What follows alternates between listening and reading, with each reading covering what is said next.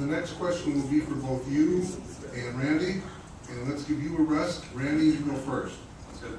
President Bush took office in 2001 with a budget surplus.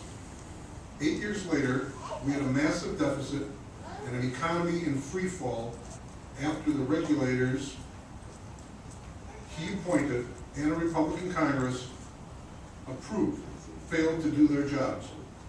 Why should we reward this dismal performance with our votes?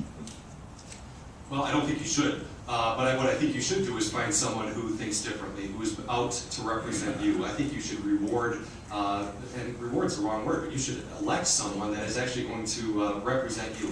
And now I do see that as a great honor, the privilege of being able to represent this district. But I think both parties have been guilty of failure. There's many things that I really appreciate that President Bush did. I'm so thankful that we didn't have further attacks after 9/11. Many other things that were very good. One of the big frustrations I had was really a loss of fiscal restraint, fiscal responsibility.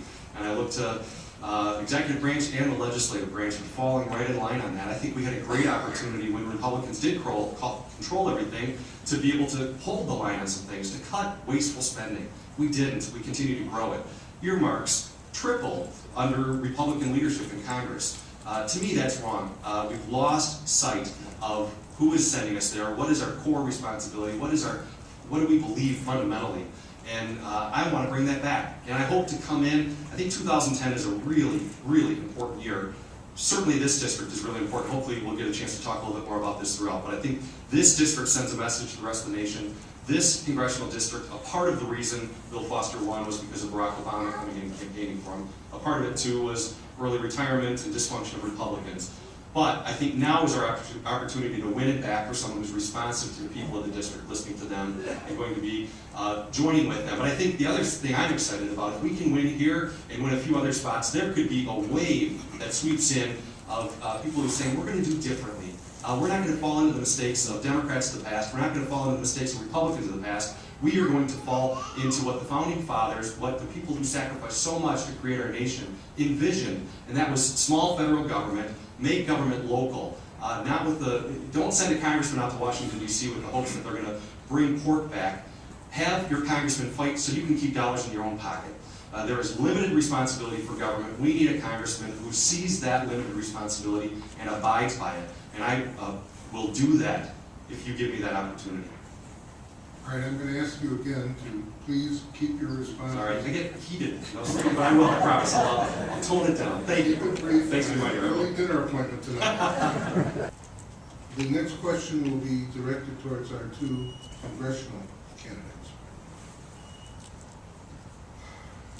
Are you aware of many voters who are quite weary of the partisan approach in our Congress? What specifically do you recommend voters do to ensure that Congress works first for the best interests of our country and puts partisan interests a far second? Let's start with you, John. Is it Congressman or do you want me to start? I'm sorry, I meant Randy. That's okay. Good. Just want to make sure I'm doing the right thing. I like those multiple choice questions, so more of those are good. But first of all, we do need accountability. I think it comes from the voters to say, you know what, we are sick and tired of partisan squabbling. I think it's both parties have been guilty of this. Certainly we've seen it with the Democrats, where they're not allowing full debate on issues that are important to us.